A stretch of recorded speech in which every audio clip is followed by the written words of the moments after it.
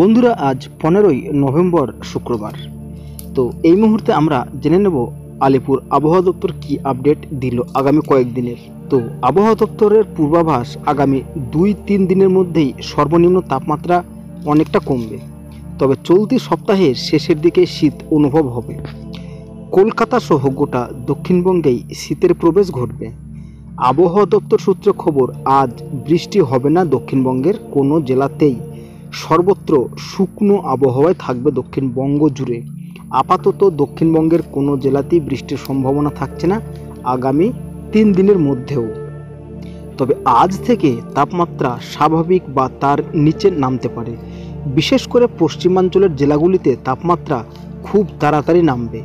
ঝাড়গ্রাম, বাঁকুড়া, পশ্চিম মেদিনীপুর, পুরুলিয়া, বীরভূম, পশ্চিম বর্ধমানে শীত পড়তে শুরু করবে এই সপ্তাহ থেকেই। তবে আগামী 2 দিন দক্ষিণবঙ্গের জেলাগুলিতে রাত্রের তাপমাত্রা 2 থেকে 3 ডিগ্রি সেলসিয়াস কমতে পারে। তবে আপাতত কলকাতা সহ দক্ষিণবঙ্গের জেলাগুলির আকাশ পরিষ্কার থাকবে। সকালের দিকে কুয়াশা সম্ভাবনা জানিয়েছে আলিপুর আবহাওয়া দপ্তর, এবং রাত্রের দিকেও কুয়াশার দাপট থাকতে পারে। তবে এই সপ্তাহের শেষের দিকে বেশ কিছুটা জাঁকিয়ে ঠান্ডা বসবে গোটা দক্ষিণবঙ্গ জুড়ে। উত্তরবঙ্গের ক্ষেত্রে যদি আমরা চলে আসি, তো উত্তরবঙ্গের ক্ষেত্রে শীত পড়তে কিন্তু শুরু করে দিয়েছে।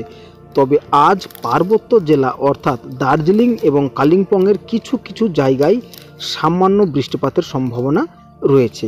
তবে আগামী কালকেও বজ্র বিদ্যুৎ সহ হালকা বৃষ্টির সম্ভাবনা থাকছে। তবে উত্তরের বাকি জেলাগুলিতে বৃষ্টির সম্ভাবনা কিন্তু একদমই থাকছে। তো বন্ধুরা, আবহাওয়ার আপডেটটি এই পর্যন্তই। আপনাদের কেমন লেগেছে অবশ্যই কমেন্ট করে জানাবেন, আর ভালো লাগলে অবশ্যই চ্যানেলটিকে সাবস্ক্রাইব করবেন এবং ভিডিওটিতে একটি শেয়ার করে দেবেন। তো বন্ধুরা, ধন্যবাদ ভিডিওটি সম্পূর্ণ দেখার জন্য।